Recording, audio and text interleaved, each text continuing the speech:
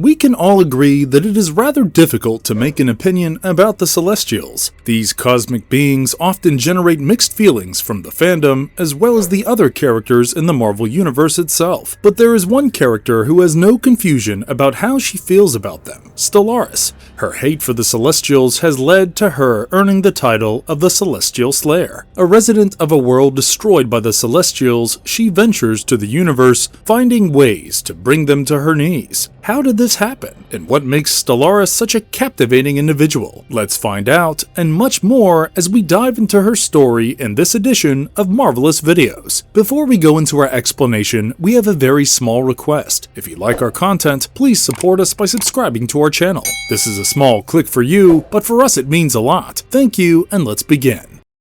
Tragic backstory of Stellaris. Tragedies often give birth to heroes, and it stands true in the case of Stellaris. The Cosmic Masters, Celestials, decided that her home was unfit to exist and went on to extinguish it out of existence. Though it is unclear how she survived or how she acquired her super powerful armor, this filled her with a lifelong vendetta against the Celestials. She first appeared in the Mighty Thor during the Black Galaxy saga, published in June 1990. She had been tracking Celestials and keeping an eye on their activities. Celestials often use replicoids to act as their ambassadors. A replicoid is a copy of an existing individual. In this case, it was a replicoid of Thor who was sent to Earth to summon the real Thor and Hercules to return to the Black Galaxy. The conversation between them was hindered when Stellaris attacked the replicoid. The attack was violent enough to attract the attention of the Avengers, but to their surprise, Stellaris could match them toe-to-toe. She destroyed the replicoid as he announced his final message and left the scene. She soon tracked down her next target. Hercules, who had recently been a prisoner of the Celestials, may have had a tragic end if not for timely intervention by the Avengers. Thor was able to sense that Stellaris was a product of cosmic power and decided to fight her alone. The ensuing battle had both opponents giving it their all, but Thor's hammer, Mjolnir, proved to be a trump card as it destroyed Stellaris' helmet. Thor was taken aback when he saw that it was a woman inside the armor. Now defeated, Stellaris threatened to destroy Earth by self-destructing her armor. Captain America decided that it was best to let her go. She left with a warning to face Thor and Hercules again in the Black Galaxy.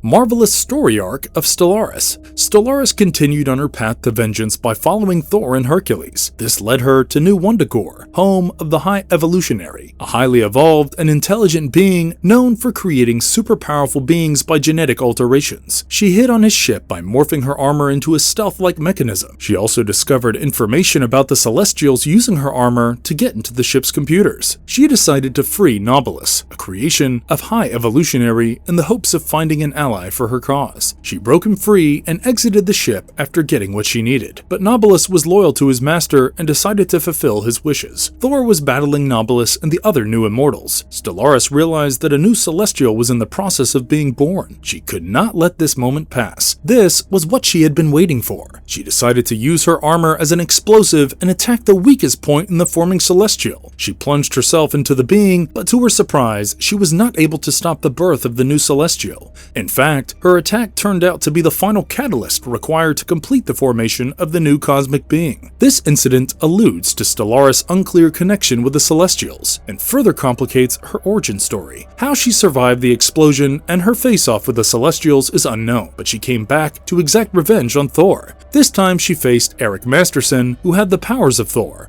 After multiple encounters, she decided to give up on these battles and even lived as a human for a while. She also lived with Eric Masterson as his roommate. During this stay, she developed feelings for him. However, when she told Eric about how she felt, he did not reciprocate what she felt. This angered her, and she left Earth with her armor. She resurfaced after almost 10 years during the Annihilation War with Gamora in the world of the Kree Empire. She battled Ronan, the Accuser, who destroyed her armor with his hammer pretty comfortably. This further complicates her origin story and the truth of the tale she tells about her.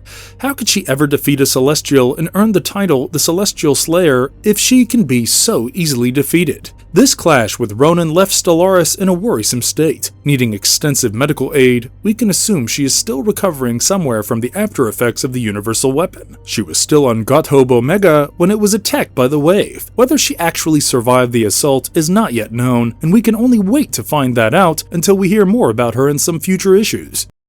Stellaris' abilities, powers, and weaknesses. Apart from her living armor, which we'll discuss later, Stellaris possesses a host of powers. On the top of the list is her superhuman strength and stamina. This allows her to fight long, drawn-out battles without getting tired easily. This comes from her being from a different world. This alien origin also gives her an extended lifespan compared to humans, which is also resistant to many diseases and aging. Being a cosmic entity, she can not only absorb cosmic energy, but can also weaponize it during combat. It also increases the impact of her physical force and enhances its abilities. She can also sense the cosmos and hence can detect disturbances in it.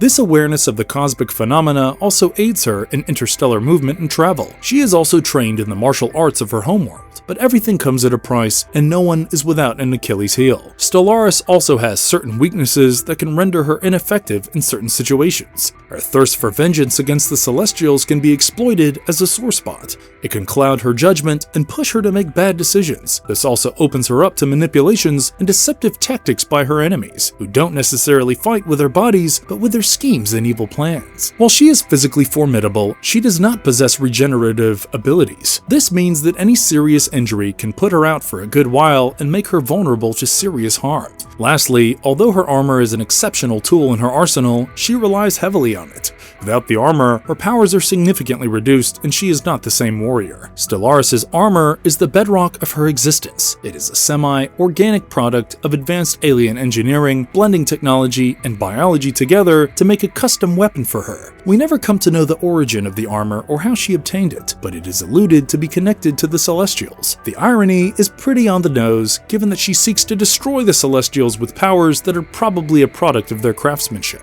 We can only guess the limits of such tech, which she probably acquired after her homeworld was destroyed and she went out into the universe looking for revenge. The armor is powered with enormous amounts of energy, so Stellaris can perform powerful attacks or strengthen her defense. Since the armor is a living being itself, it has the ability to morph into arms, useful tools, or protection. This makes sure there's a chance of survival even in the most extreme conditions, including the vacuum of space. One of the stronger points of the armor is its self-destruct feature. This function releases an energy explosion of such magnitude that it may be able to erase an entire planet, rendering it as an ultimate weapon. In fact, we even witnessed it during her battle with Thor, when once vanquished, she claimed she would destroy the Earth if she was not freed.